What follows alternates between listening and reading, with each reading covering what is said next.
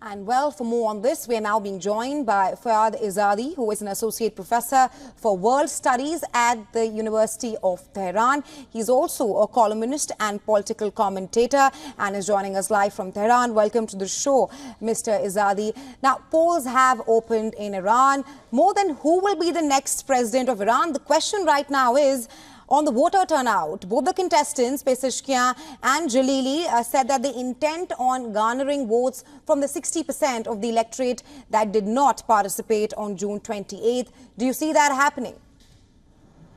You know, they have been trying very hard to get more voters. One reason the turnout was lower than expected was that this is a snap election.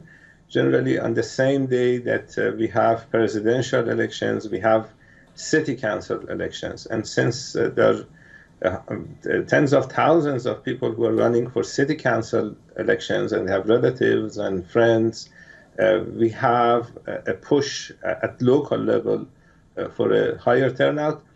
We are having elections today because the president of the country passed away about 2 months ago.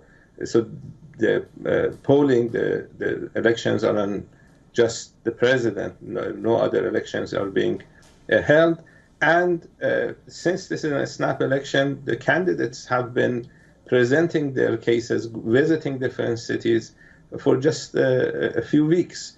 In normal elections, people who are running for president would be visiting different cities for months and months. And so this is another difference. So the lower turnout is expected. The two candidates, as you said, are trying to get more voters. They were close. Mr. Jalili and Mr. Pezeshkian's vote were very close. We had a third candidate, Mr. Ghalibaf, who is currently the head of Iran's parliament. And basically his voters will decide who is going to be Iran's next president. If they go with Mr. Jalili, he will be. If they will go with Mr. Pezeshkian, Mr. Ghalibaf is considered a conservative candidate. So the chances of Mr. Jalili winning is higher if Mr. Ghalibaf's voters go to him, but we just have to wait and see. This is the nature of Iranian democracy. Generally, you cannot tell who's the winner until the results are counted. But absolutely, Mr. Izadi, it's a tough contest between Pezeshkian and Jalili. Pezeshkian was leading just by 4% in the June 28th elections. Now, both the contestants are on the opposite ends of the Iranian political spectrum. Each contestant could lead Iran in a starkly different manner at a time when Iran is grappling with domestic and international problems. How perhaps will the results impact Iran and the world? You know, generally Western media outlets try to demonize Iran, try to demonize Iran's elections. The reality is that, as you said, these two people are quite different in their foreign policy outlook and their domestic outlook, economic outlook. And yes, the country has a leader, but the president in Iran has a very powerful position. And you have seen the foreign policy of Mr. Rouhani and foreign policy of Mr. Ahmadinejad quite different, and the same leader was present in both presidencies. So we should not demolish the statue of the presidency in Iran.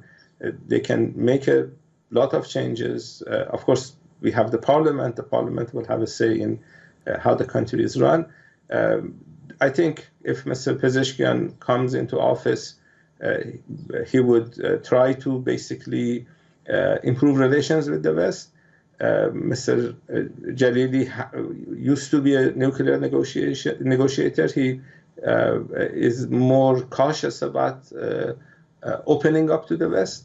But when it comes to relations to Asian countries, including India, I think both candidates are going to increase relations.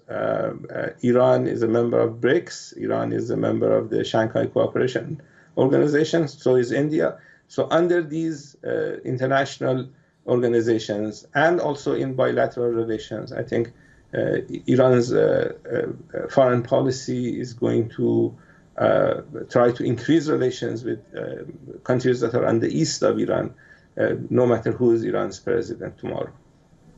Right, Mr. Izadi, thank you so much for taking our time and joining us on the show. Thank you.